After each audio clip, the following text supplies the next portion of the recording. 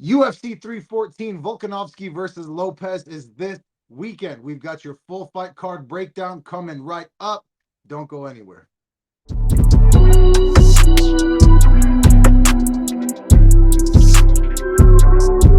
What's up, everybody? Welcome back to another edition of the 10-7 MMA.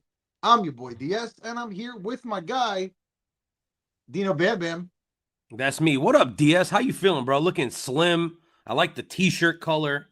You know? Hey, now you look like you're in a Miami nightclub. Come on now. Yeah, I went specifically with the Miami vibes, and as you can see in the beautiful background, that is of course because we're talking about UFC 314, which is coming up this weekend. Volk is back. He's taking on, of course, one of the hottest prospects in the game, Diego Lopes. This is a legitimate big card. I feel like the UFC has kind of let us down so far this year, in the year of the Lord 2025. But this is a very nice card. Wouldn't you agree, my friend?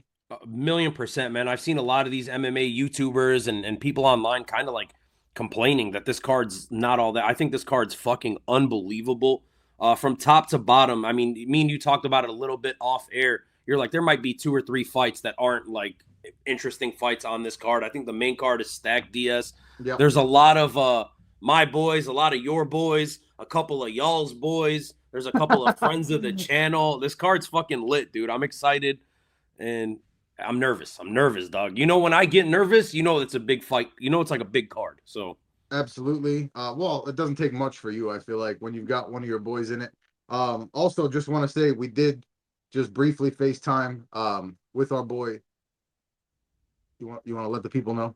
yeah, we were just talking to Patricky and Captain Eric about the, obviously Patricio Pitbull. We're gonna talk about him in a little bit. Just seeing how they're doing. Weight looks good. They're feeling good. They're confident. So I'm excited. They invited us out to Miami, DS. I wish we were able to go, man, but it was kind of last minute. I had some work shit to do. I think you were busy with a couple of the businesses, and it's unfortunate, but next time. Next time for sure. But yeah, we'll get to all that. Before we dive into all that, though, please let all 889 of our beautiful, wonderful subscribers and growing know where they can find us and what they should do. I love that, DS. Great segue. Guys, do like the thing at the bottom says. Hit that like and subscribe button. It would mean a lot to us. We've been trying to get to 1,000 for a while now, from the beginning, I would say. And we set that goal that it would happen. What is it? Your boy's been doing this for about 2.5 years now. Type shit. And we're trying to get to 1,000. This card was like, we're hoping to hit it by this card, which we might. I did drop that Volk video, DS, and hopefully that does some numbers. Video. If you haven't, go check that out. Dino Bam Bam, a little spoiler alert. He does believe that Volk is going to win this fight, and he tells you exactly why. So here, at the 10-7 MMA, we're not about just telling you things. We're about telling you also why you should listen to us, two fucking guys on the internet. So right. So do like the thing at the bottom says, like and subscribe. Help us achieve our dreams. We want to get to 1,000. Also, if you're interested in, fucking with us and talking with us and looking at memes and shit, Instagram, the 10-7 MMA. We got pictures with us and fighters and Nina drama, DS. How much fucking love does Nina show us? Always. Nina's great. Nina's awesome. Great for having like fucking 6 million followers, whatever she has. She's awesome. Constantly responding, reposting our shit, laughing about it. I fuck with Nina. I had a sick ass graphic that I made too. It took me like 4 hours, but I was just was unbelievable. The GTA Vice City graphic. Go check that out on our Instagram too, as Dino Bam Bam just said. Anything else? That took me a while. It took me like 4 hours while working. So dude, it looks unbelievable. Thank you, brother. Yeah, go check that out, guys. Instagram, the 10-7 MMA. DS, enough of the shameless fucking plugging. Let's get into this card, brother.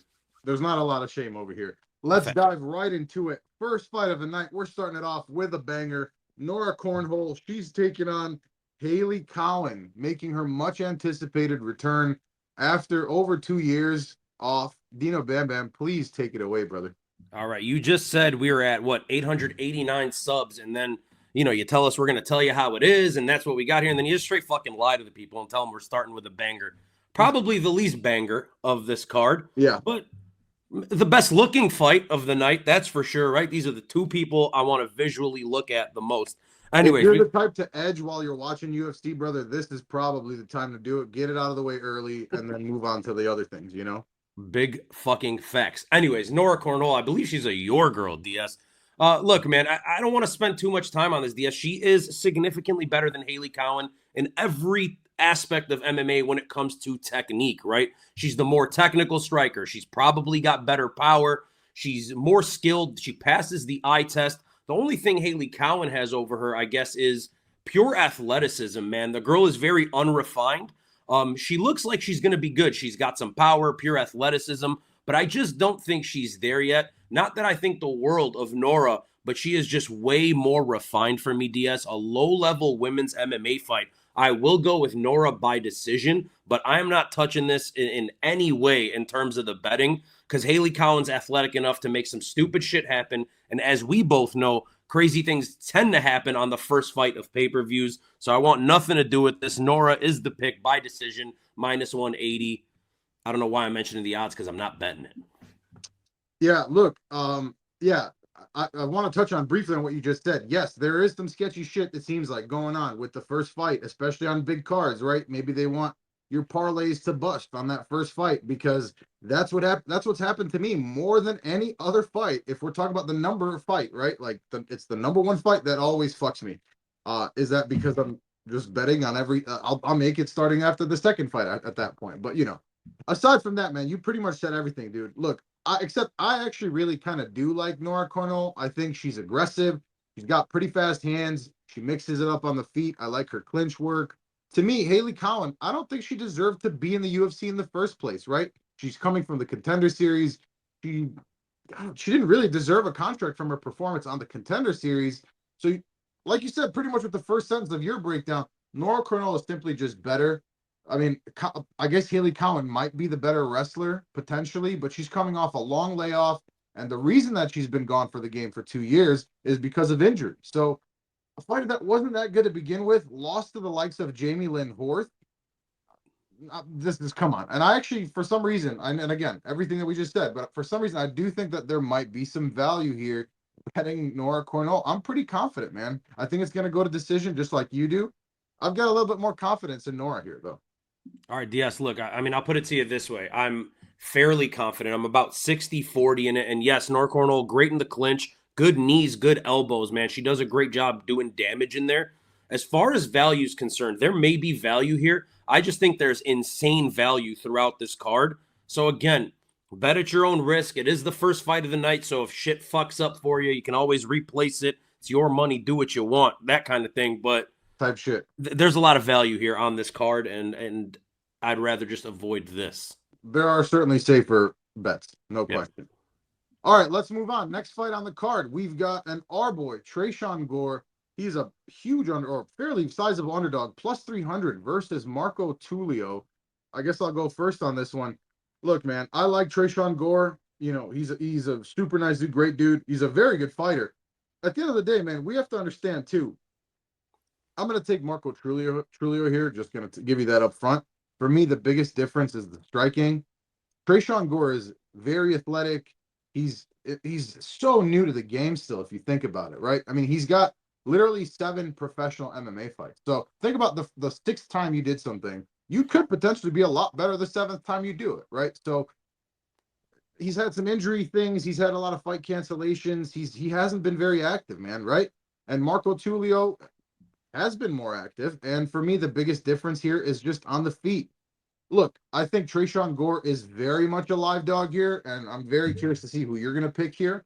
I think Tresean Gore could get a knockout. I don't see him locking up a guillotine like he did last time versus, what's his name, Tricoli. Look, man, Back-to-back Gillies. Back-to-back Gillies, but last time versus Tricoli, he definitely, Tricoli did not look like he even wanted to be in there.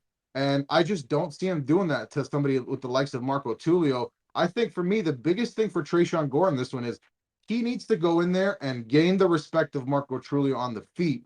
If he does not, I think he's in for a long night. And I think that ultimately Marco Tulio is going to get the win here. I'm going to go by second round knockout. Fair. And look, DS, I got to be up front, right? I got to be full disclaimer here. Tresean Gore, my boy, a dude that has been on our channel that we've interviewed, a guy that I keep in contact with, right? We text and we've been talking a good amount. I can't pick against my boy. So again, full disclaimer, this is probably biased. I'm just letting you know, Tresean Gore's been putting in that work, DS. we've seen him get a lot better, man. He looked really good on The Ultimate Fighter. Afterwards, he kind of had a little lull in the UFC where he was trying to find himself and, had a couple losses, didn't look great. Then he went back to his wrestling, DS, and that's his bread and butter. That's what he's always been, is And a that's what he wrestling. needs to do here. Yeah, absolutely. I think that's the game plan, right? Be that wrestler with really heavy hands. Tresean Gore has some serious ass power, and I think that's going to have to be his recipe in this one. Take Marco Tulio down, use some ground and pound, and maybe find yourself a sub, maybe a finish on the ground. Just got to stay safe because Marco Tulio, a guy from Shoot the Box, Diego Lima, he's got power, man. He's very well-rounded, DS. This guy came into the UFC with a lot of hype, and after beating Ihor Peteria, it seems like the hype was warranted. This dude is legit. He's scary. But, man, I feel like a lot of people think he's a lot bigger than Tresean Gore. Tresean Gore might go into this fight being the bigger dude. So, again, bias out there on display. I'm going Tresean Gore. I gotta pick him by KO. If I'm gonna be biased and pick my guy, I want him to win the coolest fucking way possible. So give me Tresean Gore by knockout. Yeah, and look, I just want to add on to something that you just said. It's not that easy to just get what's his name out of there.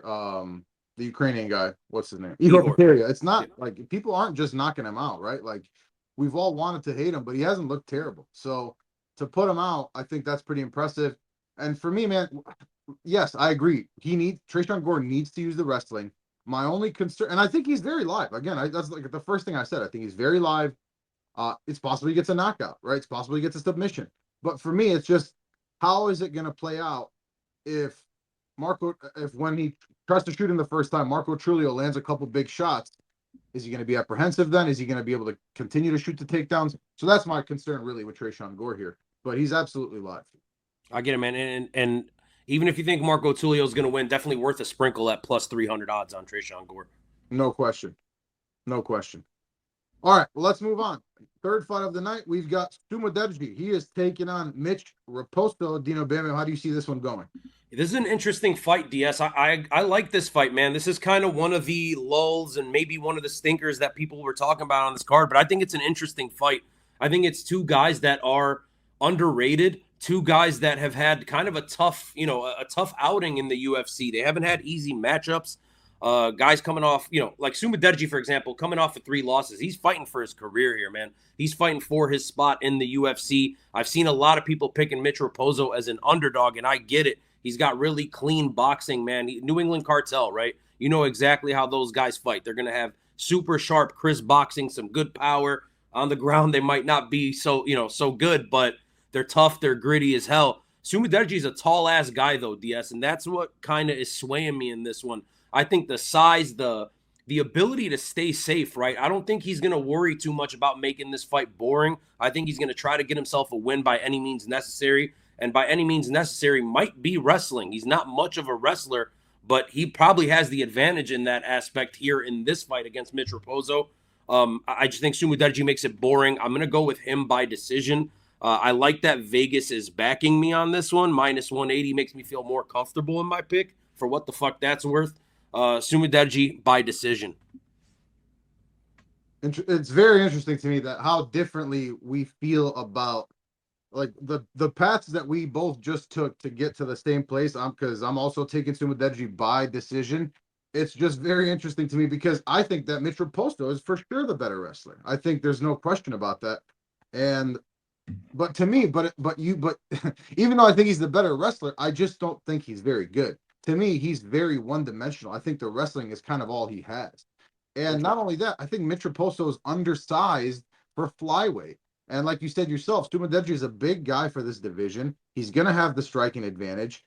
And, I mean, look, his kryptonite is submissions, right? And Mitch Raposo, while he's a good wrestler, he's not a good submission artist. I'm not a big fan of Mitch Raposo. I'll be very upfront with that. All respect to him. I just think he's very one-dimensional and pretty limited on the feet. I think Sumudaerji is live for a knockout here. I'll take him by decision. I almost took him by knockout. I do think that Mitch Raposo is pretty scrappy. Oh, I just want to know, how did he do as well as he did and he lost split decision, but how did he have such a good fight against Andre Lima, who Andre Lima's looked really good recently, and Mitch Raposo is not somebody I believe in. Very interesting. MMA math, I guess. Yeah, Um, Andre Lima is a legit ass prospect, dude. But yeah, DS, I mean, I don't know. I don't see Mitch Raposo as much of a wrestler. And I think even more so in this fight, if he tries to go to wrestling, he's going to struggle. Sumudaji is a big ass flyweight, and Mitch Raposo's not. So I don't know. We both got to the same place. I think Sumudaji is a pretty safe pick in this one. I know a lot of people are going Mitch Raposo though. and that's so curious to me because I don't see it, and I'm pretty high confidence on that. Yeah. All right, let's move on. Next fight of the card, we've got Cedric Dumas. He is taking on Mikhail Oleksiejczuk. Um, this is an interesting one, man. This is an interesting fight. I'm having a very tough time with this one because these are two guys where they've both shown a lot of inconsistent fights, right? You've seen, Mikhail Oleksiejczuk drop the likes of Kevin Holland, right? And look really good at times. And then he has also a very distinct flaw, right? It's his wrestling, it's his grappling. He's pretty much a zero in terms of that. Like maybe not zero. Maybe that's a little too harsh, but I just, yeah, it's just not much, right? And then and it doesn't seem to be improving either, right? That's the biggest thing for me. It doesn't seem like it's something that he's putting a lot of time towards. I could be wrong, but just judging, I can only judge off what I see, right? And then Cedric Dumas, man, how long is this guy going to be in the UFC, right? Like, I feel like at any time now he's on his way out, right? And sometimes he finds some ways to win some fights. And interestingly enough, like he's got the build. He looks like a guy who should be a lot better than he is, but he's just not, right? And he doesn't fight with like how his personality is. Um, in fact, I think again in this fight, the biggest thing that he could do is probably try to use the wrestling. I don't think he's some crazy wrestler, and that's why I'm going to pick Mikhail Oleksiejczuk. I think Mikhail Oleksiejczuk he's a very good boxer. He's tough as fuck. And there's been times where I've seen Cedric Dumas kind of give up in fights, right? And or just look like the mental aspect of things is kind of what he's lacking, right? So for me, you've got a guy that's really tough. You've got a guy that's kind of folded in certain situations. I think that's the biggest difference. You add in the boxing and plus the fact that I don't really trust the cardio of Dumas. I'm taking Mikhail Oleksiejczuk. I think he's going to land a big shot in the second round, drop Dumas, and then eventually get the TKO finish by ground and pound in round 2. Yeah, DS. Look, man, to me, it just kind of boils down to the eye test, right? Mikhailo Gzaichik is a guy that, again, another guy, even though he's, 4 of his last 5 he's lost, he's a guy that's always stuck out to me as very skilled. So, in a way, I see this fight kind of similarly to you, but a little bit different. These are two guys that are very frustrating to me, right? Because Big time. you have Mikhailo Gzaichik, who's a guy it seems like has all the skills, especially on the feet, to make a name for himself and be something serious. Then you have a guy in SD Dumas who is, I mean, he's athletically gifted, right? He's explosive. He's got like raw power, raw athleticism, but it just doesn't seem like he's really working on the things that he should be working on. The wrestling at times for SD Dumas has looked good, but I think that's more a product of him being so damn athletic, DS, and wrestling kind of coming to him naturally. There are holes in his wrestling, but it just seems like with that athleticism and him kind of understanding positions, he's able to do enough to hold, a certain caliber of fighter down. I don't know that he's good enough technically to do it to higher level wrestlers. Mikhailo Gzaichik passes the eye test to me more. As you said, Cedric Dumas is folded at times. And yeah, he has power. Yes, he's a finisher. I just think Oleg Gzaichik is that much better than him, man. I think he's underrated. I think he's had a tough outing with his last fights. And really quickly, I just want to pull up the guys he's lost to in this streak. Sharo Magomedov, Kevin Holland, Michelle Pereira. And then before that, beats Chidi Njokuani, knocks him out. And then before that, loses to Caio Bahalio. So really high-level guys that he's been fighting for the last 5-6 fights. Before that, a win versus Cody Brundage, Sam Alvey, who, for what it's worth, Sam Alvey's the fucking champion in karate combat right now. So, I love Sam Alvey, dude. What a good guy. Who doesn't love Sam Alvey? But yeah, Mikhailo Gzaichik to me, better strength of schedule. I think he's just the better fighter. He pops on tape more. He's more refined. He's got better techniques. Mikhailo Gzaichik, I also think he gets a finish. I'll say round 3. I think SD Dumas is going to be tough to get out of there early in this fight until he gasses eventually. Yeah, and I agree with you. I think he will gas. Yeah. So, all right, let's move on. Next fight, and this one this is fucking wild, dude. Darren Elkins. I swear to God, bro, I remember like 4 years ago, like, man, Darren Elkins is probably like his last fight. Was And it it's like he's the been Derek around, dude. Miller He's been fight? I sick. think I was like, dude, he's probably gonna retire after this. He's on a fucking two, 3 fight win streak. It's absurd. But anyway, the fight's Darren Elkins versus Julian Erosa. How do you see this one going? I'm just gonna be upfront. Yes, I'm fucking tempted. I am so tempted. I'm tempted right here. Plus 270 is tempting me.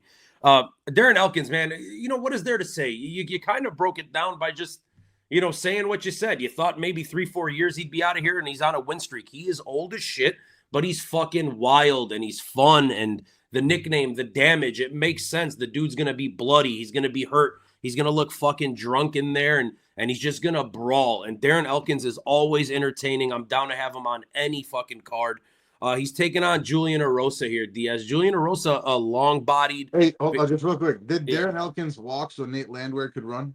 Yeah, and you know what's funny? I was thinking about that earlier today when I was kind of, mentally noting what I wanted to talk about. He's kind of like older Nate the Train. You know what I mean? Like maybe not as powerful as Nate the Train, not as entertaining on the mic for sure, but like a similar style guy. It's funny you said that. But yeah, Julian Erosa Diaz, he's long bodied. He's dangerous. He's got good power. He's got good submission skills. He's fucking wild as well. I think one thing is guaranteed in this fight, and it's that it's going to be crazy. I think this fight's going to be absolutely nuts. And if there is a finish, it's going to happen later on in this fight. I think it's very difficult for either one of these gentlemen to get the other one out of there early. So I think this is going to be one of those really damn exciting prelims.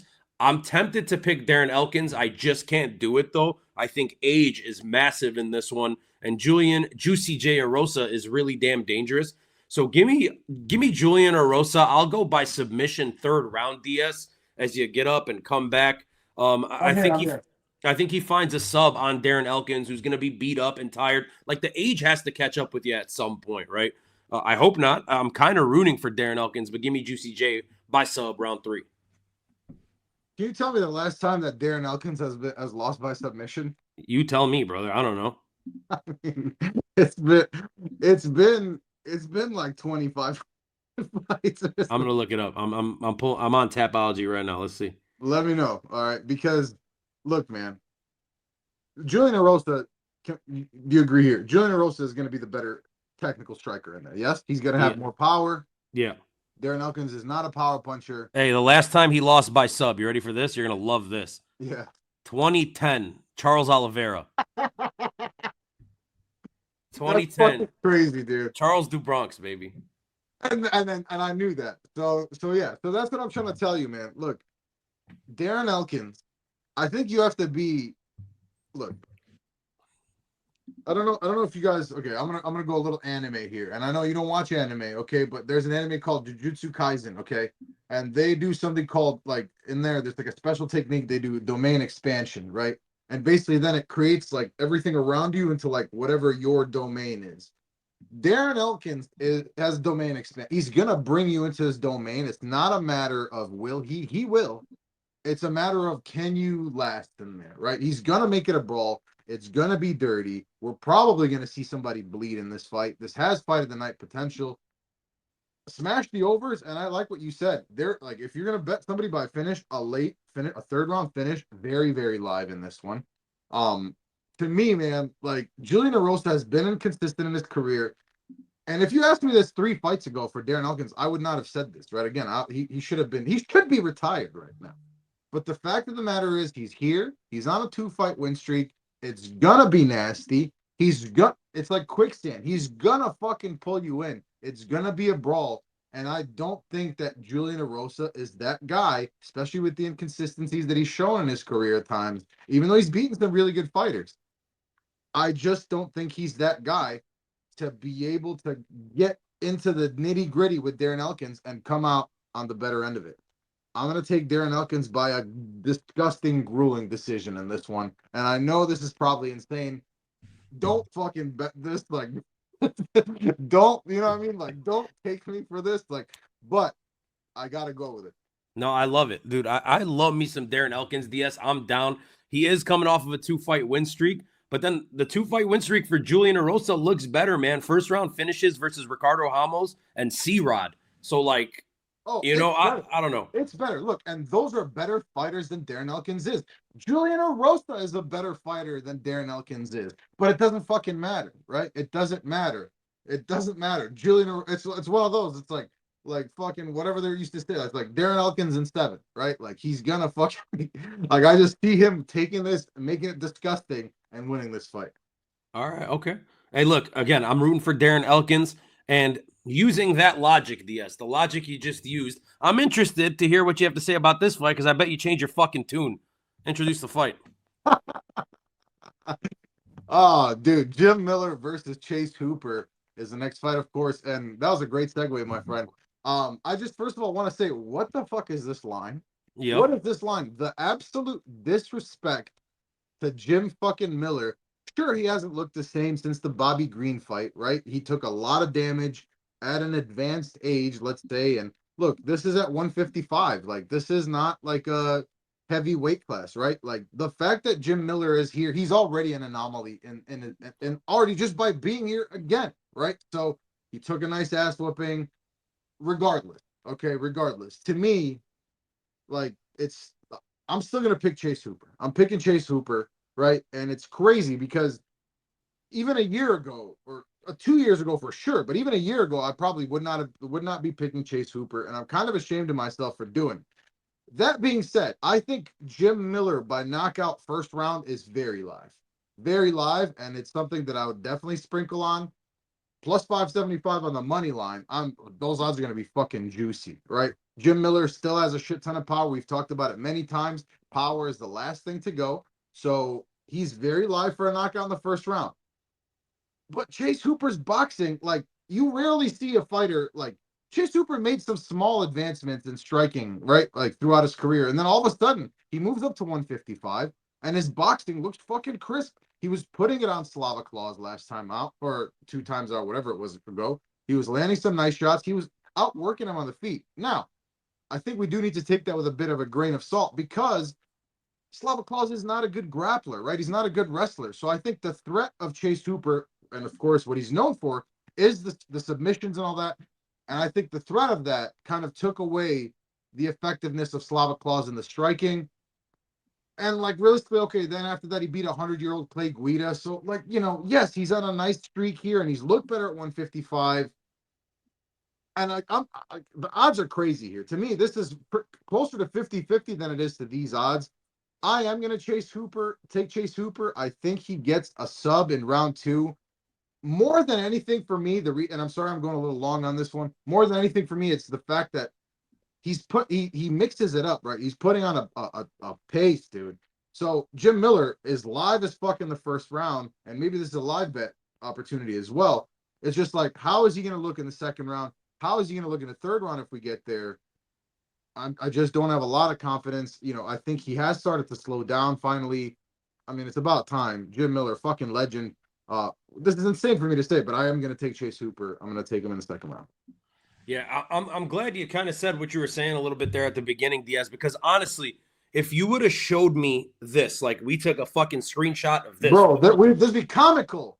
Right. And you showed me this 2-3 years ago, and you're like, Chase Hooper's minus 850 against Jim Miller in 2025. Here's where my thought process would be. I would say, number one, why the fuck is Jim Miller still fighting?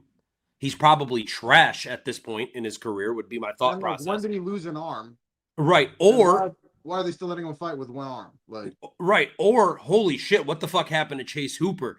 And it's a little bit of a mix of both of those, right?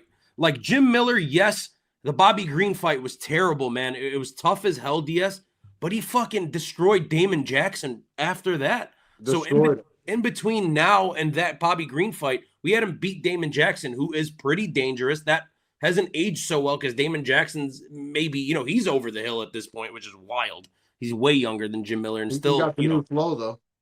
Facts, big facts. Shout out Turkey. But look, Diaz, I don't know, man. The pick is Chase Hooper. The line is disrespectful. I think Chase Hooper is going to come out aggressive in this one. Ever since he started working with Wonder Boy on his striking, there have been small advancements. Like, are there holes in his stand-up game? Yes, they're still there. He's not a natural striker. It looks awkward when he's throwing. It doesn't look like it's natural for him.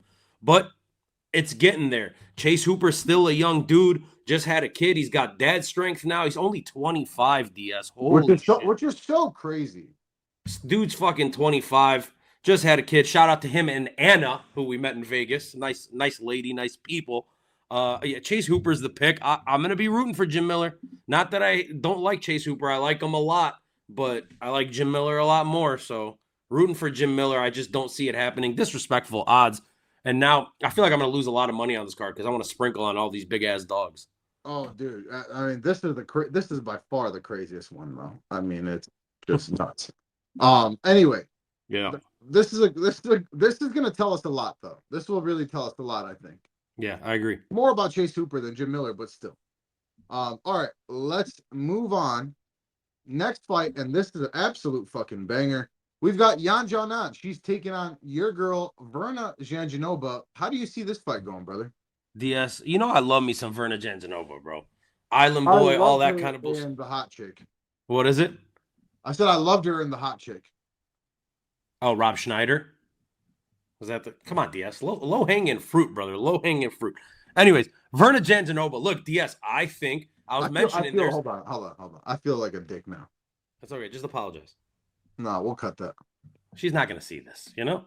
We'll cut. Nobody's gonna see this. All 891 of you subscribe, fucking follow. Oh, we get to. Let's go. All right. Hey, but look, I love me some Verna Janjanova, man. I am a big fan. I've always been a big believer in this girl, DS. And Yan Xiaonan, her opponent, for these last couple years has been everybody's like dark horse, right? She was the one that was supposed to come in and defeat Wei Li. And yes, that fight played out. On God, she wasn't. Who said that? Well, a lot of people were saying that, man. She's been the dark horse of the division. She came in, and yes, that fight was competitive. It was grueling, but let's not forget that Wei Li had her ass out of there in the first round, and they didn't stop the fight.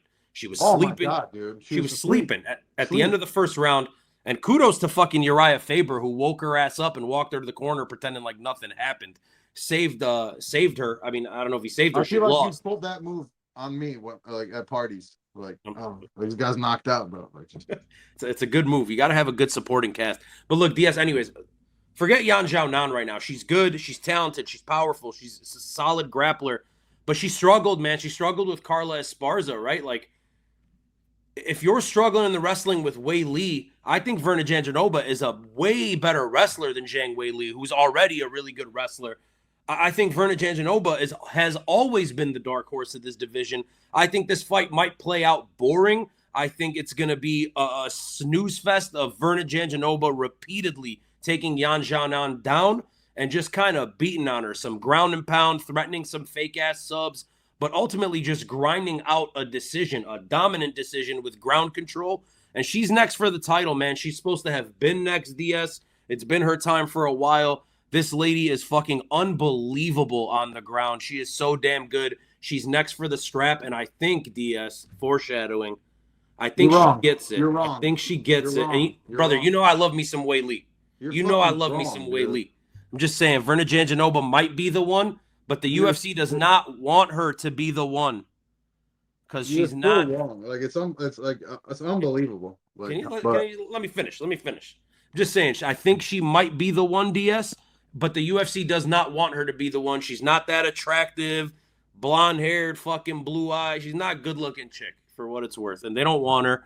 But Verna Janjanova is a fucking beast of a fighter. Minus 148, free cheddar cheese, and I don't bet women's fights. I'm betting this one. Yeah, look, first of all, I just want to say real quick, I just want to give a quick shout out to Dino Bam Bam, our guy, right? He's a handsome fella. But he has been somebody who's been tooting the horn for Verna Janjanova for a long time. And look, I mean, I didn't see it at first. And you were absolutely right. She is unbelievable. She absolutely deserves to be at the top of this division. I think it's disrespectful now looking back on how long it took her to get here, because she's been very impressive, man. Look, in this fight, I think both these ladies have very distinct and clear advantages, right? It's like a striker versus a wrestler, kind of versus a grappler, sorry.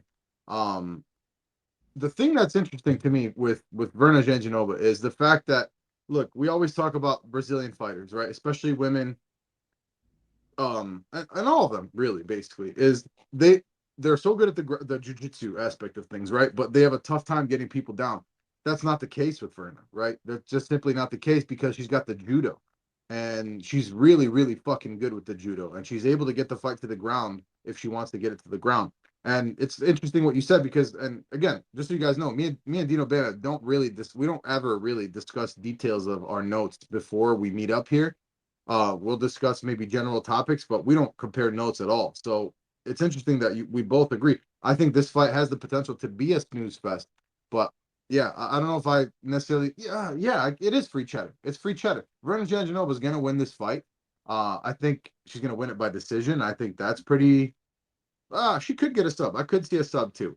But look, man, Jan struggled with Weili, and Weili kind of showed you the game plan for how to beat somebody like Yan Xiaonan, right? She's got super fast hands. She's gonna have the big striking advantage. I love her head kicks. I love her kicks in general. She's got good power, good speed. She's unbelievable, and she also belongs at the top of this division.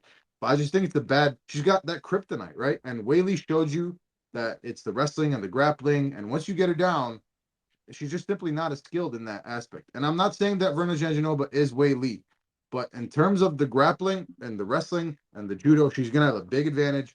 And I think it's pretty straightforward, man. I'm taking her just like you are. I'm gonna take her by decision. Also, the fact, like, yeah, Yan Xiaonan beat Tabitha Ricci, but like there were just the moments in there where it was like, what? Like I thought you were better than this. So I think that fight was kind of telling for me as well. I really think it's the Weili fight and the Carla Esparza fight, DS. I mean, she looks, when there is a heavy grappler on top of her, there's not much that she has in terms of an answer. And Verna Janjanova is, for what it's worth, she's similar to Marab, right? It's a lazy comparison. But for those of you that, haven't seen her or don't know much about her, that's her style. She's a relentless grappler, man. She's her gas tank doesn't run out. She's gritty. She's willing to just push that pace the whole time. So that's the kind of person Yan Xiaonan's fighting, and historically, that's the kind of person she struggled against. Generally speaking, Asian fighters, that's kind of been their kryptonite throughout time, Sure. right? It's been grapplers. So classic striker versus grappler. Yeah, but I will say, with Asian fighters specifically, though, we have seen some improvement in the whole, right? As a whole, we've seen some improvement. Big time. Whereas like Brazilian fighters just don't want to wrestle. I'm excited for that. The Chinese lady, the doctor who knocked out the other Chinese lady. Dude, when is she fighting next? She's like, my team, they support me because I'm so good. I'm really excited for She's her. like, she literally lives at home. Her parents don't know she's a fighter because she's also a doctor. Let's fire. And yeah, meanwhile, I'm just a disappointment to my family. But anyway, let's move on. Next fight on the card is Dan Ige. He's taking on Sean Woodson. DS, before you hop into this, real quick, this is, I mean, like maybe 2 fights ago, Jim Miller and Chase Hooper. From that point on, shit gets like dumbass serious on this card, which is why I was tripping when people were saying it's not a good card. But go ahead. I really like the card. But in terms of this fight, man, you got Sean Woodson, right? He's the walking anomaly, right? He is, I mean, talk about weight bullies, height bullies, all this bullshit. He's 13-1-1. On Tapology, just so you know how, like, look at the odds, right? 150, 180, and of course, they're subject to change. On Tapology, it's pretty much 50-50 in terms of who's picking who. So, look, and that's very interesting to me, too. I'll be honest with you. Dan Ige, he's a fucking warrior. He's fought the best of the best, essentially, right? But this is a fight where he's fighting a fighter unlike any other, right? Sean Woodson, Michael Phelps, like when the Olympics came around, well, Michael Phelps back in the day used to be around, and they would be breaking down how this fucker is built for swimming, right? His lungs are this, his fucking like lats and all this shit. Sean Woodson is like built to be a boxer, right? Where it's like his shoulders are like this fucking wide and his limbs are absurdly long. He's fighting at 145 pounds, bro. He's fucking 6'2". And I feel like he might be 6'3". Like he's got a 7-inch reach advantage. He's got a 7-inch height advantage. And look, these guys, Sean Woodson, former boxer, former heavyweight boxer. Okay, Dan Ige, some of the best boxing in the UFC as we come to know. But MMA boxing is different than actual boxing, right? So, look, man, all logic tells you, first of all, this fight is not going to the ground, and if Dan Ige could get this to the ground, I think that would be probably his easiest way to easiest path to victory in this one. I just think he's gonna have a very fucking hard time, just like everybody else has had, just like taller fighters have had. Because think about it. Think about if you have a friend who's like fucking 6, 7 inches taller than you, try to pick that fucker up and then try to get him to the ground. By the time you lift him, he's fucking, unless you grab him at the knees, he's fucking 2 inches off the ground and you're like fully extending. So I think he's gonna have a really tough time trying to get Woodson down. Look, Dan Ige, it's interesting, right? Because these guys both excel in boxing in different ways. Dan Ige is obviously much smaller, but he's so fucking good when he gets in on you, right? Dan Ige's specialty is getting in on you, getting in the phone booth, and throwing hands that way. Where Sean Woodson is kind of a keep a distance kind of boxer, which obviously why wouldn't he be? The odds, look, Sean Woodson should win this. I've seen these. I think these odds have even widened. Um, Everybody's picking Sean Woodson because logically, if this is going to be a boxing match, which I expect it to be, how do you surpass the 7 inch height and reach advantage? And to me, you do it by just being Dan Ige. I'm taking Dan Ige. I'm just going to take him. I just think he's going to find a way to get in. He's already 5'7", right? It's not like he's huge for the division as it is. There's taller fighters. And he's fought so many good fighters. And Sean Woodson, I've seen him be chinny, man. I've seen him be a little chinny. And look, this is more a whim pick than anything for me. I just have this vision of Sean Woodson with his back against the cage and Dan Ige just landing an uppercut and him just collapsing to the ground. I think Dan Ige sparks him out cold in the second round. Holy shit. Look, man, I'll be rooting for Dan Ige DS. You know, I love me some Dan Ige, and I'm not the biggest fan of Sean. I know all logic says this is not a smart pick. And I'm not saying you should tail or follow or bet this. I just need to add this. Sorry. Yeah. We don't do logic here at 10-7 MMA. Okay. Sometimes we do. Sometimes we do. We let our emotions get in the way a lot. Yeah. I realize there's no logic here. And it's probably not going to happen. But something is telling me. So this is my kind of gut pick for the evening. And I know it's insane. I'm taking Dan Ige. Look, okay, DS. Dan Ige has, I mean, look, for what it's worth, he's only plus 150. It seems like everybody is picking Sean Woodson. And again, I get that. You watch the film, you break it down, Sean Woodson should win the fight. Dan Ige has that nuclear option, right? 50K Dan Ige. There's a reason he gets all those bonuses and those one-shot knockouts in a division that really you don't get too much of those in. Dan Ige has been the shorter guy every time he's gone out there. So it's something that he's pretty used to. But also, Sean Woodson's also always been the taller guy anytime he's fought, especially in this weight class. DS, I want to say it was maybe 4 or 5 fights ago. I started believing in Sean Woodson. And I remember I picked him against your boy Charles Jourdain in what was a underdog pick, what was a controversial pick. But Sean Woodson ended up winning that fight. It was a close fight. Was it an underdog pick? Yeah, he was an underdog. And I picked him. And this is another guy, man, that I've kind of just recently, the last 4 fights or so, I've been on the train with Sean Woodson. I think he's legit, Look, man. I hopped on too. I just want to say I agree with you. I hopped on late. We both hopped on kind of late onto the Sean Woodson train. I think a lot of people did. Like, I don't think a lot of people, right? I don't think a lot of people believed in him like that. But man, you look at his resume, dude. I mean, he's got 1 loss in the promotion. That was 1 loss in his career, and that was in, let's see where that was. What year was that in? That was back in 2020. His second fight in the UFC, lost to Julian Juicy J. Arosa, who we're going to see earlier on this card, by Darce choke, right? But before that, DS, a knockout win versus Terrence McKinney on the Contender Series. That's aged pretty well. An unbelievable win against Yusuf Zalal, which has aged so goddamn good at this point. That's unbelievable. Colin Anglin, Dennis Bazookia, friend of the fucking channel, Bruce Leroy, Charles Jourdain, Fernando Padilla, good wins, man. I got to go Sean Woodson. I think he wins this fight by decision. But again, you're not wrong. Dan Ige can totally fucking catch this dude on the chin if he's able to get in. I just fear that he's not going to be able to get in on him. Give me Sean Woodson by decision. I'd like to see it for Dan Ige, though. I'll tell you that much. I just want to add a quick disclaimer and just say the whole time when I was like leading up to like my breakdown, watching film, everything, like I was like, come on, like I love Dan Ige, and yes, it's a big step up in competition, but Sean Woodson's the pick. Excuse me, sir. I'm listening. Sean Woodson's the pick here. Like Sean Woodson is so much bigger. He's technical in the boxing. He's not the type to keep his back against the cage. But I Yeah. just have this vision. Just under the table, okay. I do think Sean Woodson's gonna win, but my pick is Dan Ige, if that makes sense. And that's fair. And I like that for you. And I'm proud of you. No, don't be proud of me. All right. Anyway, moving on to the next fight, and oh, buddy, it's Nikita Krylov making his long-awaited return. It's been 2 years for him, I believe. And it's interesting to me that he's still a big favorite. I don't think people are seeing what I'm seeing. Spoiler alert. And he's taking on my boy Dominic Reyes, plus 145 underdog. Dino Bama, how do you see this fight going? A great question, Diaz. First and foremost, you mentioned the return of Nikita Krylov.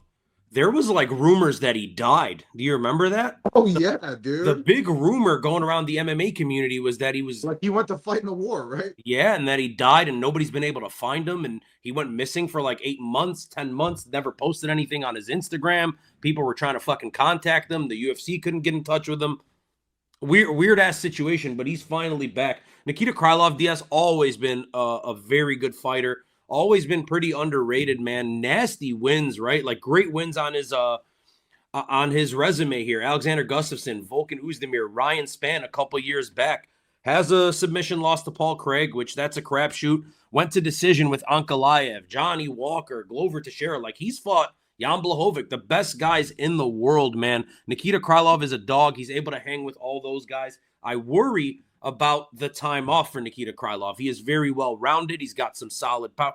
He's another one of those guys, DS, that's not unbelievable at anything, but he's very good at most of the things.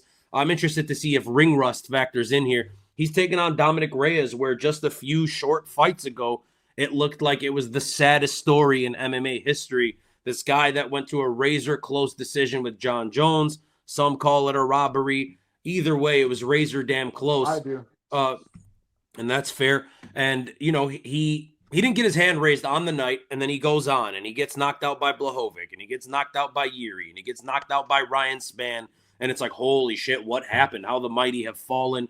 And then seeing him beat Dustin Jacoby was probably one of the happiest moments of my like MMA fandom of the last 4 or 5 years, to be honest with you.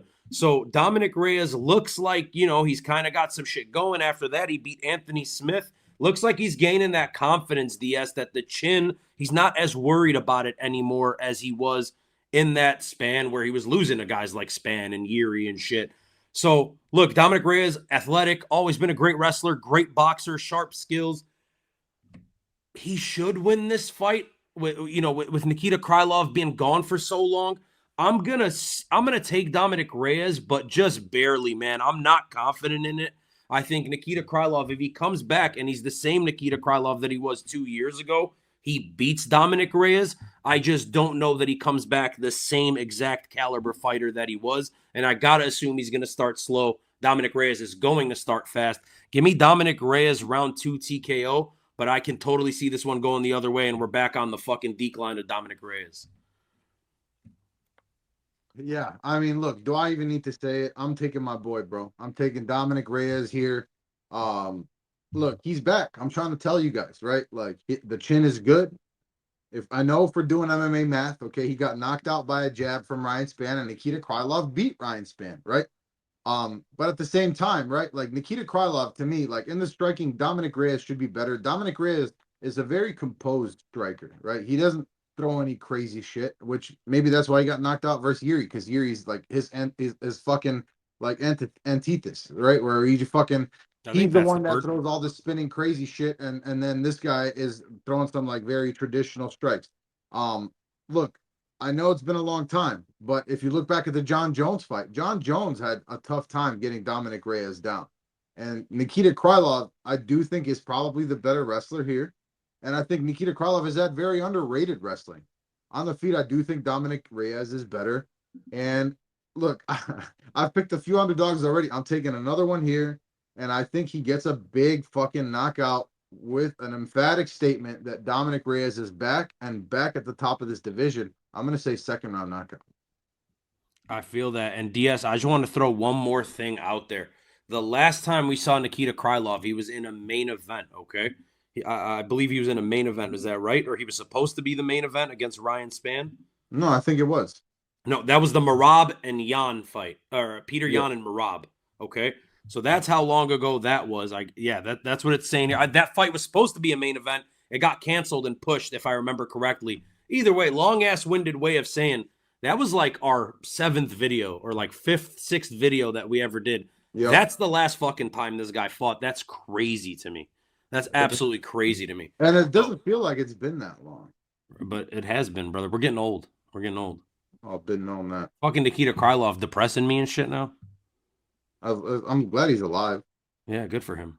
All right, let's move on, brother. And this this is an interesting one. By the way, do you have Patricio after this? Yeah. Okay. All right, so it's switched on to apology if you're following along, but don't worry about that. We'll go with Bryce Mitchell versus Gene Silva. Is this me or you? This is you, brother. Look, I mean, this is very interesting to me, right? This is striker versus wrestler at the end of the day. It's interesting to me, like, how much hype Bryce Mitchell has gotten for this. I don't know if it's just like the white supremacists are like behind him and shit, but like, like a lot of people are picking Bryce Mitchell here to like humble this guy. To me, it's like like all the hype that John Silva just had, like it didn't go anywhere. John Silva has the striking. He's got so much power. He's cocky as fuck, so you can't get too cute with this, right? Because yeah, Bryce Mitchell has the ability to knock him, to take him down. I'm sorry. But John Silva has knocked out every single one of his UFC opponents. That's 4 of them. He's going to have a massive striking advantage. Bryce Mitchell is pretty much nothing in the striking. And this fight kind of is that straightforward to me. Like, John Silva is a better grappler than Bryce is a striker, if that makes sense. So, to me, that's really what it boils down to. Sure, if Bryce Mitchell can get this to the ground and it somehow manages to keep John Silva there, which obviously we haven't seen yet, and I certainly don't think he can do that for 3 straight rounds. Silva showed pretty good takedown defense in the Charles Jourdain fight, and that's my boy. So, and you know, I was a little bit late on the John Silva train for that reason, probably. But he got him down for a little bit, and then John Silva pretty much got right back up. Like, he kind of did the Derek Lewis technique, right? He got a ton of power. Fighting nerds, we know what they're about. They're fucking crushing it. If you look at Bryce Mitchell's last 2 losses, they're against Ilya Topuria and Josh Emmett, right? He's only 2 professional losses. 2 professional losses, sorry, yeah. He's, well, okay, fine.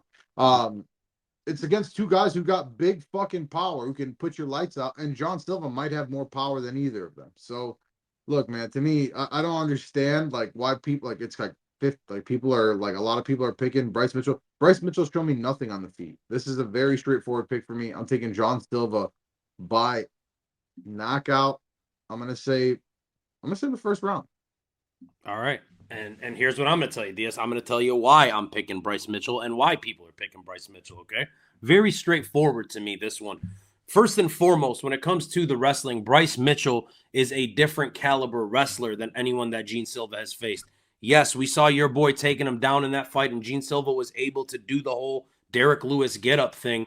But come on now. Bryce Mitchell is a fucking wet blanket when he gets you down there. It is a different level of wrestling, different level of control specifically that Bryce Mitchell has, and insane submission threat anytime he's on top of you. I think he is going to wrestle in this fight, DS, and that's going to be the recipe to beat Gene Silva. Now, if this fight does stay on the feet and every fight starts on the feet, Bryce is going to be in danger from the get-go. Gene Silva, very aggressive, very goddamn powerful. What he does, though, DS, and I've noticed this in watching his film, he gets his knockouts all the time after lulling his opponents, right? He kind of gives me, again, and I hate to use a basketball analogy in another card because we did that last time. He's very Tracy McGrady. He lulls his opponents to sleep before he goes and gets that killer bucket, right? He'll go and he'll emote and he'll high five you and he'll laugh, he'll make a joke, and then he shakes your hand, and then the next thing you know, he's throwing a fucking killer combo. And that's how he finished Melsick last time out. Gene Silva has done that a lot. The thing is, Bryce Mitchell is so fucking angry with Gene Silva at this point. He is fuming. Bryce Mitchell is the angriest I've ever seen him. He's the angriest I've seen a fighter in a long time in the UFC. He's taking this to a whole nother level, DS. He's taking it spiritually. He's saying he's fighting the demon. He's And fighting he's a coming out Viver. here. He's fighting a Viver. And he's going absolutely fucking insane. And Bryce Mitchell is not going to respect this man in there. He's not going to shake his hand. He's not going to get lulled to sleep. He's going to be locked the fuck in and focused. And for what it's worth, he looked okay against Ilia Topuria, man. Like, I know he got dropped. I know he got finished with a submission. He claims he had COVID at that time. And then really with the Josh Emmett loss, what can you say? Josh Emmett caught him with a fucking haymaker and put him out really early in that fight. I think Bryce Mitchell is... Think about it. It wasn't too long ago where everyone was saying Bryce Mitchell was the guy. He was undefeated and he was going to be the sick fucking American grappling dude. And all of a sudden now he's a weakling to everybody. He has no type of striking. I think Bryce Mitchell gets Gene Silva down. I don't think he falls into the traps that Gene Silva has notoriously been setting against all his opponents. And we get the first fighting nerd loss in the UFC. I think for the promotion, it's best that Gene Silva wins. I think the powers that be want Gene Silva to win, especially after the comments that Bryce Mitchell's been making about all sorts of communities and offending fucking everybody. So I think the UFC probably wants him to lose. I think they're setting him up to lose. I just think he's absolutely zoned in and locked in, man. A lot of people have been saying CTE versus the TISM, and it might be that. So let's fucking find out. This is going to be a scary, fun-ass fight, though. Alhamdulillah, brother. There it is. All right, let's move on to the next fight of the card. We've got Yair Rodriguez. He is taking on Patricio Pitbull, making his long-awaited UFC debut. Huh? I said, ho. Making his long-awaited UFC debut. One of the most decorated MMA fighters of all time. He's 36-7, and I think without question, the most decorated the most decorated MMA fighter not to be in the UFC, right? Yep. And here he is finally making his long-awaited UFC debut, and of course he is taking on Yair Rodriguez, who's very dangerous. How do you see this fight going, my friend? I'm very excited to hear it. Absolutely. Look, DS, first and foremost, Yair Rodriguez, holy shit, the dude is looking fucking shredded. If you saw Embedded today, I've never seen the dude in that kind of shape. And he was even kind of like self-fucking glazing. He was like, I'm in the best shape of my life. I look in the mirror and I'm like, oh shit, who's that? Oh, that's me. Like, I'm fucking yoked. And he's tweaking. So Yair is locked in. And I think we've gotten to a point in Yair Rodriguez's career, DS, and I love this for him. He's a great dude. We met him at the club, which was just an amazing coincidence. But he's a guy that's kind of turned that chapter, and he's in part 2 of his career right now. The goal is still the belt, and he damn well may get there. Remember, he's a former interim champion. He's a guy that fought for the undisputed belt against Volkanovski at a fight that we were at. And I think Yair Rodriguez is improving. On the other hand, we have Patricio Pitbull, and a lot of UFC fans don't know about this guy, DS. We've been watching him for years at Bellator. We've gone to some of his fights. He's fought in Chicago a couple times, knocked out Chandler here famously. Patricio Pitbull is the GOAT of Bellator. He is the GOAT of outside of UFC MMA probably, right? He was going for triple champ the last time he was in Chicago, and he would have been the first fighter to ever get that. Ended up losing that fight via decision, but regardless, a guy that has accomplished so goddamn much, and a guy, DS, that, to me, a lot of fans are going to find out about. I see plus 164, and I'm kind of salivating at it, man.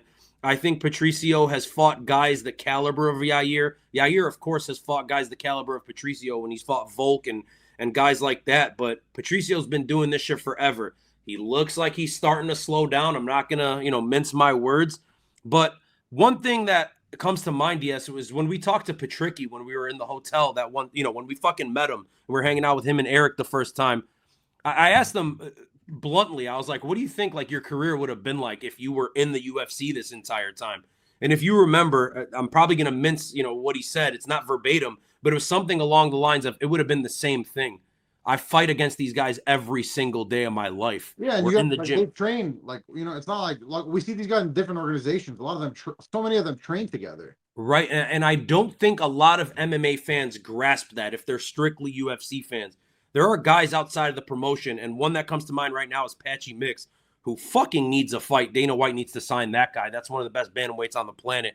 But there are guys outside of this promotion that are legitimate And Patricio Pitbull is one of the most legitimate guys that's ever been outside of this organization. I think plus money is great here. Again, we just talked to Patricky and Eric right before we got on this show. They're in good spirits, man. They're confident. He's been calling out Volk for a while now. There's a Chandler rematch that's interesting. I'm going Patricio Pitbull, man. I think he gets it done, DS. I think he finishes Yair in the third round. And one more thing I'm going to tell you. Patricio Pitbull for the literally every fight except maybe 2 of them in the last 12 years has been a 5-rounder. So he's not going to gas out in 3, man. I think he's going to push the pace. I think he's getting a knockout of Yair Rodriguez, a TKO in round 3. I love it, man. I love it. Look, the height difference, it's gonna be a big fucking height difference, right? And Yair, we know how dangerous his kicks are, the leg kicks, the body kicks, the head kicks. Like, he's so goddamn dynamic. And with the height difference, obviously it's huge. But Pitbull is a guy again who's typically fought with as the shorter fighter, as the smaller fighter. So look, Pitbull's a legend. I still think, again, I keep saying this, the power is the last to go. I think he's live for a knockout potentially. Yair, don't forget, man, there's times where, yes, he looked great versus Ortega, right? He then The first time. I was going to say the first time. Then the second time versus Ortega, he got fucked up on the feet by Ortega. Let's be honest. So, look, and he had a great fight against Max Holloway. Like, I know he's tough, but there's times that he's inconsistent. Like, bro, Pitbull, the only thing that concerns me is, I know he's gone 5 rounds, but with the if Yair can punish the legs, that's my concern. If he can land a bunch of leg kicks first, take away the power of Patricio Pitbull, that is a concern for me. I'm not so concerned about the height difference. I think Patricio Pitbull is probably the most likely way he's going to get a finish in this fight is probably by submission. I could see him getting a knockdown, not a knockout. I don't think he's going to point blank knock him out. I think he's live for it. But I see him dropping Yair and then eventually kind of locking in a submission, a rear naked choke after he drops him. So I'm going to take Patricio by early 3rd round submission in this one. A couple more things I want to throw in, DS. When it comes to Yair Rodriguez, a lot gets made about his power, right? And he does have power, but a lot of his knockouts have been, that spectacular fashion, right? We have the elbow. He does a lot of great work with snapping them kicks up, snapping them elbows up, weird attacks in tight spaces. And that works out for him, but there's nothing that Patricio Pitbull hasn't seen, man. I think this is going to be an introduction. I wish this guy would have came when Michael Chandler came back in 2020 or 2021, whenever that was. Big time, bro. I wish he would have signed at that time because this would have been a guy that we would have seen in title fights. And it's not out of the question. If he wins this fight, remember, there's been the banter with Volkanovski. That's a fucking possibility. That's all I'm saying. I'm going to pick my boy. I'm picking Patricio Pitbull. So let's ride. Let's do it, man. All right, next fight on the card is the co-main event of the evening. We've got Michael Chandler. He is taking on Paddy Pimblett. My brother. Look, bro, this is such an interesting fight because for a long time, me and you especially have been saying that Paddy Pimblett is not champion worthy, right? He's not top level. There will come a time soon. He's had a strategic route up the rankings, right? And he had. You can't think about it. If you know MMA, you know that he had. So I think we're coming to a point, and this is, I think, the crossroads, right? So I wish you were going first on this one because Michael Chandler is your guy, and I really want to hear what you have to say about it. Because I'm so 50-50 on this, right? Because to me, watching Michael Chandler's last fight, he looked slower. His striking didn't look good to me. And even in the wrestling, I don't know, it didn't look that good, right? But Paddy Pimblett, is prime for prime, it's not close. And Paddy Pimblett's in his prime right now. So that's the question is Michael Chandler that much past his prime? And if you look at it from the better wrestler should be Michael Chandler. It should be. But I don't know. I didn't love the wrestling last time I saw it. And then when it comes to the submissions, Paddy Pimblett, obviously the better submission artist. On the feet, it shouldn't be close. And Paddy Pimblett does this thing where he literally, as he's backing up, leaves his hands down and leaves his chin up. So, God damn it, man. Like watching both their last performances, I want to pick Paddy Pimblett, right? And I want to say that Michael Chandler, like, surprisingly, he's got the cardio. It's not about, I don't think it's about the cardio. It's just about like, how is he going to approach this fight, right? Because, listen, I could say a lot of things. I think at the end of the day, what I'm going to say is, I think Michael Chandler is going to clip Paddy Pimblett and knock him out. I really do think so. I know that again, I'm making a lot of illogical picks on this card, and I'm sorry, that's just how it is. I just think I'm taking like half the fucking underdogs. I just like that's such a glaring fucking thing for me. Is like every time Paddy Pimblett backs up, he does it so often. And I know he's a little bit taller, but Michael Chandler is like he loves those overhands coming in. He loves those overhands coming in, and Paddy Pimblett leaves his fucking chin in the air. Like I can't get that out of my head. That's how I see this fight ending. I think it's going to be chaotic as fuck. And if it goes into the later rounds, I genuinely have no idea. I think I maybe at that point I give the advantage to Paddy, but I'm gonna go with Michael Chandler by knockout. By knockout, sorry. All right, look, DS, Paddy Pimblett, he does leave his chin up in the air. And not only does he leave it up in the air, he like points it up to the fucking ceiling, dude. Like, it is, he's playing with fire every time he backs out of a combination. Now, if you want to break this down, Michael Chandler is the better striker. Michael Chandler has better power. He's the better wrestler. Paddy has the better jiu-jitsu skills, and Paddy is naturally the bigger guy, right? A lot has been made about him cutting so much goddamn weight, which is another thing that I think is going to shorten this kid's career. And another reason I don't think that he's going to be a champion or, championship caliber. I want to pick Michael Chandler so bad, DS, because he is the better fighter. And I want to see exactly what you're saying happen. I want to see him clip Paddy, put him out. I am a Paddy Pimblett hater. I want to see him out cold stiff on the fucking canvas. I just don't think so, man. I don't think I can do it. I know this is crazy, but I have to pick Paddy Pimblett. I think what's going to happen is Michael Chandler, every fight in the UFC, DS, think about it. He's come in and he's faced a guy that is willing to brawl with him. I know the first fight with Dan Hooker was a little different. Dan Hooker was circling for 3 minutes until he got knocked the fuck out. But generally speaking, Dan Hooker's a guy that's willing to bring the fight to you. After that, Charles Oliveira brings the fight to you. Justin Gaethje brings the fight to you. Dustin Poirier, right? Everyone he's ever fought has been a guy that is willing to engage and brawl with Michael Chandler. And that's the kind of fight that Michael Chandler wants to get into when he's in the octagon. He can say all the shit that he says outside of the cage, and outside of the cage and on the mic, he's one of the most entertaining, brightest. Like, you talk to him and you think like, oh, here's like this Mormon guy when he's talking to you outside the cage. Then he gets in the cage and loses his fucking mind. He goes batshit nuts and fights like a lunatic. Paddy Pimblett is a smart fighter. He's been strategic with his rise. He wasn't willing to fight tough guys on a 12-12 contract. He's not going to engage Michael Chandler in a brawl, and that, I think, is going to be the advantage for Paddy Pimblett. I think eventually he gets a submission, DS, later on in this fight, third or fourth round.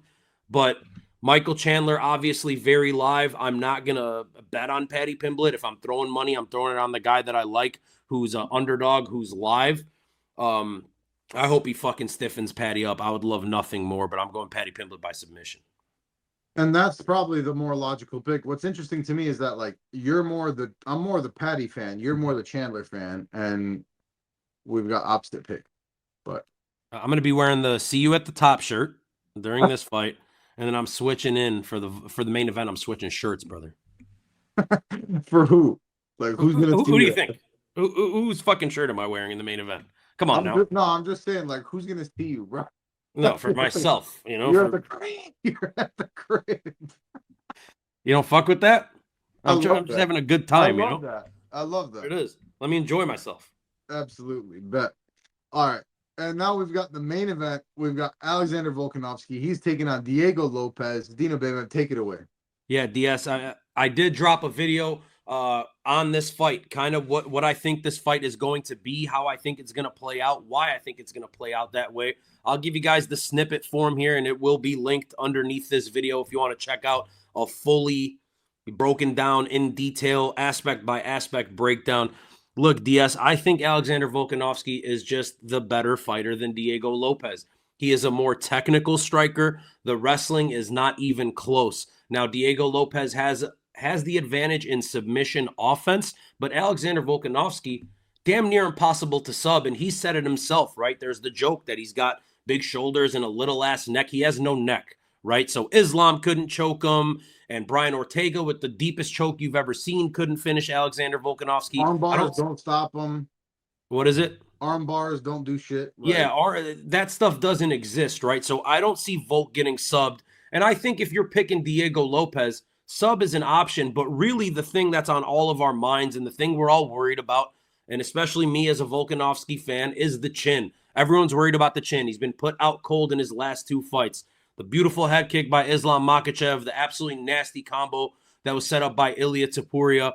One thing of note, though, those guys are just so much better in the technical striking than Diego Lopes is. Diego Lopes has a plethora of things that he can throw, a plethora of techniques, but they're all wide, they're loopy. The only thing that's really fast is his uppercuts up the middle, which could be problems against the shorter guy in Volk. I think as long as Volk avoids the clinch and he stays safe in the first 2 rounds, progressively, Diego Lopes is going to tire out. He's kind of had some cardio issues. People say he's got shitty cardio. I don't know that that's the case, but he expends a lot of energy early. And I think with this being a 5-rounder, DS, if we get into the 3rd round, and definitely if we get into the second half of this fight, I don't know how he wins rounds versus Alex Volkanovski. I hope Volkanovski's not gun shy, and I hope he's not worried about his chin, because that could fuck him up if he fights differently than the way he normally fights.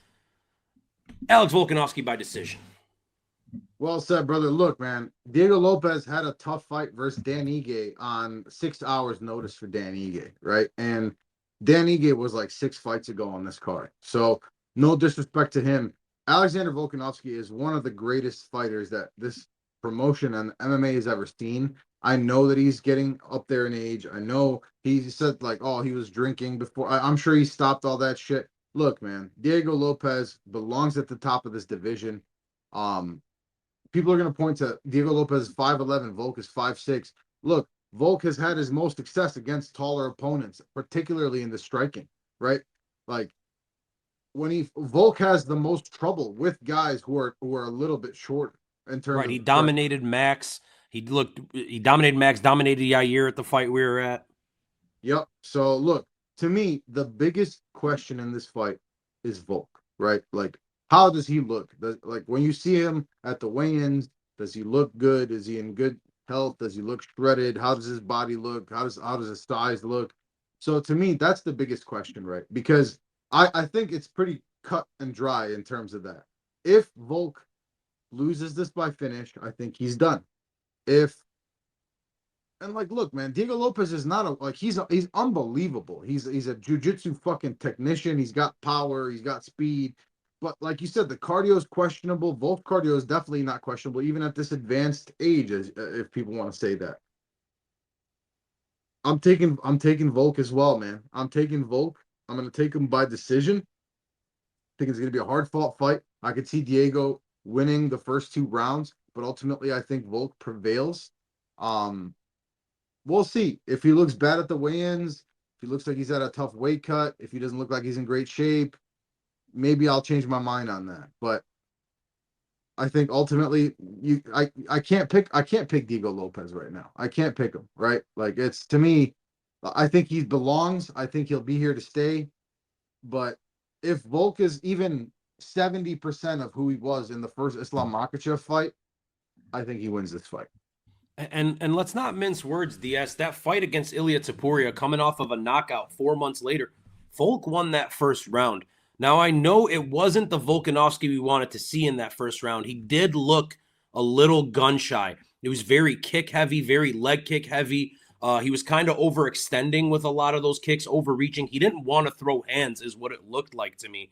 And then in the moment when he got his back up against the cage where, ultimately he got finished, it was kind of oh, fuck, I'm forced to throw hands here. Threw it, missed, gets countered, and gets knocked out, right? So I hope there's not that mental thing going on. He looks in good spirits. I've been watching a lot of his YouTube shit. I haven't heard him talk about being knocked out at all in these, in any of these media things. The only time he talked about it was with Mighty Mouse. I feel like hopefully it's out of his mind. And that's the way I'm taking it. Maybe I'm fucking biased. Maybe I'm just rooting for my guy, but I got Volk. It's got to be fucking Volk, and he's got to get that belt back. And then we're turning up, brother. Me and you are getting schwasty. Oh shit! If When that that happens, no happens. doubt. It's got to happen. That's like I'll meet you at the club kind of night. Period. Period. Poop. Period. Well, That's that's it. all we've got, brother. Unless you have anything to add, that's No, all. I don't got shit to add, man. I want Volk to win the strap back. I want Paddy to win. I want Dominic Reyes to get a knockout. Let's go. I want Pitbull to do, even though I fuck with Yair, I want Pitbull to do his thing. Trayshawn Gore. Period. We got a lot of shit going on, DS. This card's gonna be fucking lit. Anyways, guys, tomorrow, DS, we've been talking to Pro Schmo on Instagram. We're probably doing a video with him. So look out for that. That's gonna be a betting kind of thing. We'll see. We don't even know what we're doing yet. We're gonna figure it out. Follow us on Instagram at D107MMA. You got pictures of your boys right here. If you want to look at these dirty ass mugs after watching us for an hour 20, you can do it on Instagram. And we got pictures with us and fighters and fucking Nina and shit. And then, yeah, just click the channel, subscribe. We want to get to 1,000. DS, anything else? No, sir. All right, guys, that is DS right there. My name is Dino Bam Bam. Together, collectively, we are the 10-7 MMA. Thank you guys so much for watching.